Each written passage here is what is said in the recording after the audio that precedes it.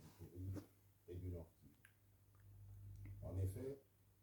conformément à mes prérogatives consacrées par les articles 69, 85, 144 et 145 de la Constitution,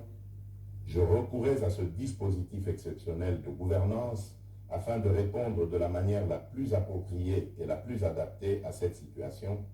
en ce particulièrement dans la nature des actions à entreprendre dans ces zones opérationnelles où les ennemis de la paix devaient de toute urgence être affrontés et l'autorité de l'État restaurée.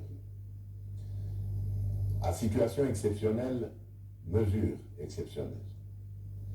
Il demeurait limpide que la mise en œuvre de ce dispositif s'accompagnerait d'un régime restrictif des libertés publiques,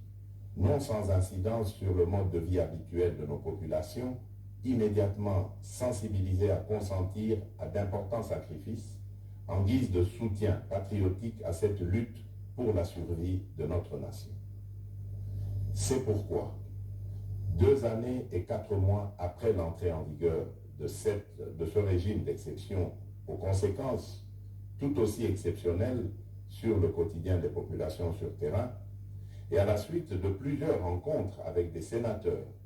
des députés nationaux et des députés issus des 2 provinces, ainsi que des rapports de mission d'évaluation effectués par le Premier ministre,